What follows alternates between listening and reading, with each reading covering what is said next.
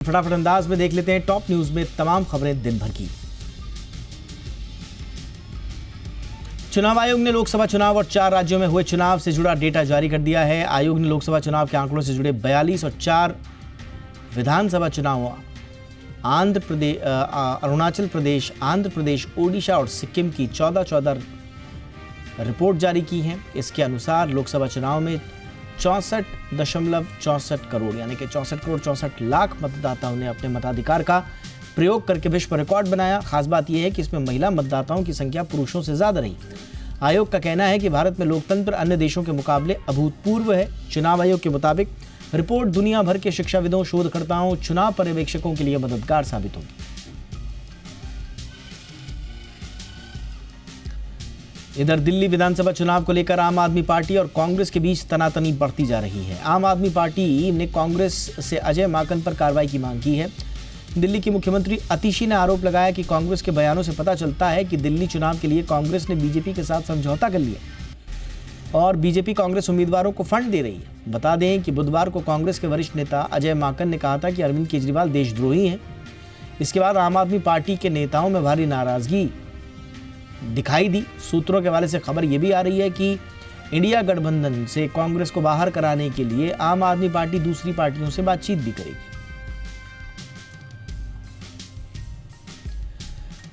कर्नाटक के बेलगावी में कांग्रेस कार्य समिति की बैठक के विवादों में फंस गई है।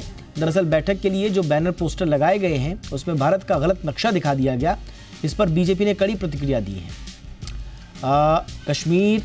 जम्मू कश्मीर के पाकिस्तान अधिकृत हिस्से और अक्साई चिन्ह को भारत का हिस्सा नहीं दर्शाया गया। इस पे बीजेपी ने कांग्रेस पर तुष्टीकरण की राजनीति करने का आरोप लगाया।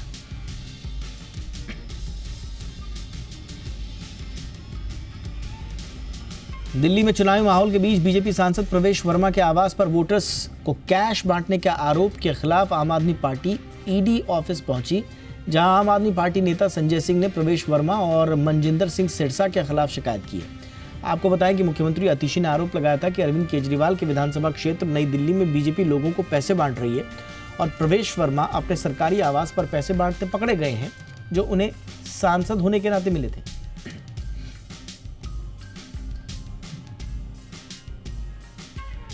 पंजाब के किसानों ने अपनी मांगों के समर्थन में 30 दिसंबर को पंजाब बंद का आह्वान किया है। किसान नेता सरवण सिंह पंधेर ने कहा कि बंद के दौरान आम जनता से जुड़ी सुविधाएं, मेडिकल सेवाएं, आपातकालीन सुविधाएं सामान्य रूप से जारी रहेंगी। वहीं एयरपोर्ट पर यात्रियों और शादी समारोह के वाहनों को रोका नहीं जाएगा। इसके साथ ही परीक्षार्थियों को उनके परीक्षा केंद्रों तक पहुंचाने में पूरी सहायता दी जाएगी। पंधेर ने युवाओं और जनता से बंद को शांतिपूर्ण तरीके से सफल बनाने की अपील की। रुपया आज रिकॉर्ड निचले स्तर पर बंद हुआ। डॉलर के मुकाबले रुपया आज 2 पैसे की गिरावट के साथ 85 रुपये 22 के रिकॉर्ड निचले स्तर पर खुला। मंगलवार को ये 85 रुपये 20 पैसे पर बंद हुआ था। शुरुआती कारोबार में इसमें और 3 पैसे की गिरावट आई है। कारोबार के अंत में डॉलर के मुकाबले रुपया 6 पैसे कमजोरी के साथ 85 रुपये 26 पैसे पर बंद हुआ। ये डॉलर के मुकाबले रुपए का रिकॉर्ड निचला स्तर है। रुपए में कमजोरी के पीछे डॉलर इंडेक्स में मजबूती है। डॉलर इंडेक्स 108.15 पर पहुंच गया है। जानकारों का कहना है कि डॉलर इंडेक्स में तेजी बनी रहने की उम्मीद है।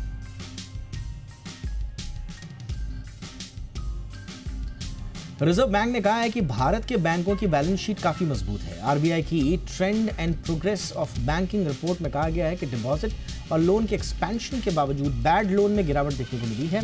बैंकों का ग्रॉस एनपीए यानी कि नॉन परफॉर्मिंग एसेट 13 साल के निचले स्तर पर यानी कि 2.5% पर आ गया है।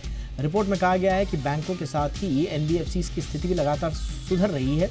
इसमें कहा गया है कि बैंकों की पूंजी और नकदी पर्याप्त बनी हुई है। रिपोर्ट में कहा गया है कि बैंकों को अपने जोखिम मैनेजमेंट और यानी कि रिस्क मैनेजमेंट और आईटी सिस्टम को बेहतर बनाना चाहिए। हवाई यात्रियों की बढ़ती संख्या को देखते हुए BCAS यानी कि bureau of civil aviation security ने नए नियम बनाए हैं। अब फ्लाइट कैबिन में सिर्फ एक हैंड बैग या कैबिन बैग ले जाने की अनुमति होगी। BCAS के नए नियम घरेलू और इंटरनेशनल दोनों तरह की फ्लाइट्स पर लागू होंगे। ये बदलाव एयरपोर्ट पर सुरक्षा जांच के दौरान बढ़ती भीड़ को कम करने के लिए किया गया है। नए नियम के मुताबिक एक हैंड बैग का वजन 7 किलो से ज़्यादा नहीं होगा। बैग की ऊंचाई 55 सेंटीमीटर और लंबाई 40 सेंटीमीटर और चौड़ाई 20 सेंटीमीटर से ज़्यादा नहीं होनी चाहिए। कुल मिलाकर बैग का कुल माप 115 सेंटीमीटर से ज़्यादा नहीं होना चाहिए। टाटा ग्रुप ने अगले 5 सालों में बैटरी, सेमीकंडक्टर, इलेक्ट्रिक व्हीकल और सोलर एनर्जी सेक्टर में मैन्युफैक्चरिंग के जरिए 5 लाख नौकरियों के मौके पैदा करने की योजना बनाई है। टाटा ग्रुप के चेयरमैन एन चंद्रशेखरन ने सालाना लेटर में ये बात कही है। एन चंद्रशेखरन ने लेटर में लिखा कि अगले आधे दशक में उनकी फैक्ट्रीज में बड़ा निवेश आएगा। इन फैक्ट्रीज और प्रोजेक्ट्स में battery, semiconductor, electric vehicle, solar equipment और दूसरे हार्डवेयर बनेंगे जो आने वाले दिनों में देश की अर्थव्यवस्था में अहम भूमिका निभाएंगे। ये नौकरियां एकदम नई होंगी।